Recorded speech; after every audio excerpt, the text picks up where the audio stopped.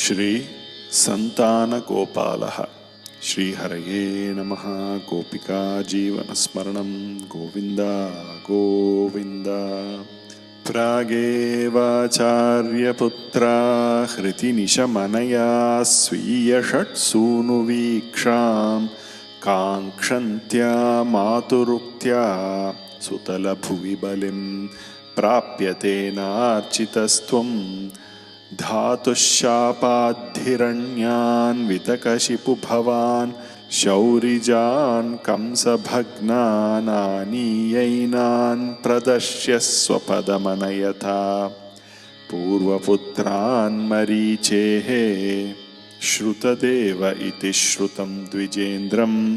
ಬಹುಲಾಶ್ವಂ ನೃಪತಿಂ ಚ ಭಕ್ತಿಪೂರ್ಣಂ ಯುಗಪತ್ವಮನುಗ್ರಹೀತು ಕಾಮೋ ಮಿಥಿಲಾಂ ಪ್ರಾಪಿತ ತಾಪಸೈಃ ಸಮೇತಃ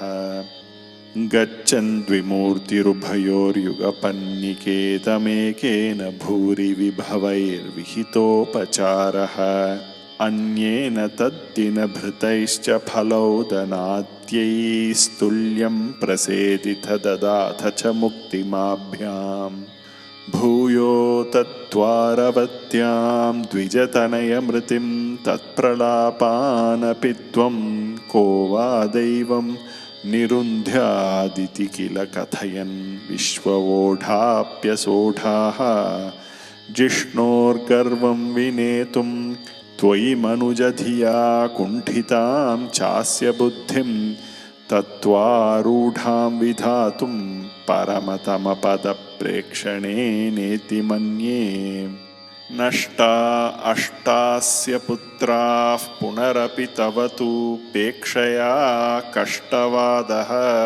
ಸ್ಪಷ್ಟೋ ಜಾತೋ ಜನಾನಾಮಥ ತದವಸರೆ ದ್ವಾರಕಾಮಾಪ ಪಾರ್ಥಃ ಮೈತ್ರ್ಯಾ ತತ್ರೋಷಿತೋऽಸೌ ನವಮಸುತಮೃತೌ ವಿಪ್ರವರ್ಯ ಪ್ರರೋದಂ ಶ್ರುತ್ವಾ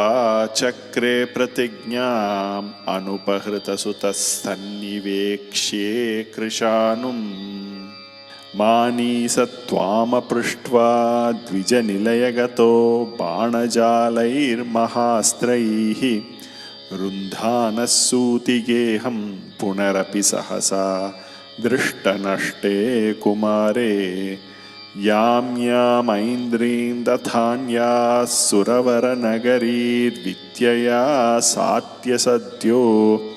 ಮೋಘೋದ್ಯೋಗಃ ಪತಿಷ್ಯನ್ ಹುತಭುಜಿ ಭವತಾ ಸಸ್ಮಿತಂ ವಾರಿತೋಭೂತ್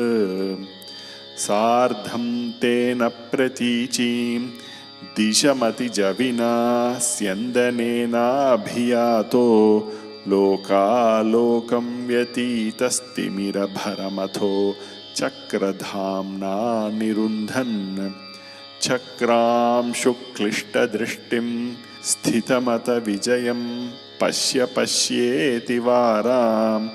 ಪಾರೇ ತ್ವಂ ಪ್ರಾದದರ್ಶಃ ಕಿಮಪಿ ಹಿ ತಮಸಾಂ ದೂರದೂರಂ ಪದಂ ತೇ ತತ್ರಾಸೀನಂ ಭುಜಂಗಾಧಿಪಶಯನತಲೆ ದಿವ್ಯಭೂಷಾಯುಧಾತ್ಯೈಃ ಆವೀತಂ ಪೀತಚೇಲಂ ಪ್ರತಿನವಜಲದಶ್ಯಾಮಲಂ ಶ್ರೀಮದಂಗಂ ಮೂರ್ತೀನಾಮೀಶಿತಾರಂ ಪರಮಿಹ ತಿಸೃಣಾಮೇಕಮರ್ಥಂ ಶ್ರುತೀನಾಂ ತ್ವಾಮೇವ ತ್ವಂ ಪರಾತ್ಮನ್ ಪ್ರಿಯಸಖಸಹಿತೋ ನೇಮಿಥ ಕ್ಷೇಮರೂಪಂ ಯುವಾಂ ಮಾಮೇವ ತ್ವಾವಧಿಕವಿವೃತಾನ್ ತರ್ಹಿತತಯಾ ವಿಭಿನ್ನೌ ಸಂದ್ರಷ್ಟುಂ ಸ್ವಯಮಹಮಹಾರ್ಷಂ ದ್ವಿಜಸುತಾನ್ ನ ಏತಂ ದ್ರಾಗೇತಾನಿತಿ ಖಲು ವಿತೀರ್ಣಾನ್ ಪುನರಮೂನ್ ದ್ವಿಜಾಯಾದಾಯಾದಾಃ ಪ್ರಣುತಮಹಿಮಾ ಪಾಂಡುಜನುಷಾ ಏವಂ ನಾನಾವಿಹಾರೈರ್ಜಗದಭಿರಮಯನ್ ವೃಷ್ಣಿವಂಶಂ ಪ್ರಪುಷ್ಣನ್ ಈಜಾನೋ ಯಜ್ಞಭೇದೈರತುಲವಿಹೃತಿಭಿಃ ಪ್ರೀಣಯನ್ನೇಣನೇತ್ರಾಃ ಭೂಭಾರಕ್ಷೇಪದಂಭಾತ್ ಪದಕಮಲಜುಷಾಂ मोक्षणायावतीर्णः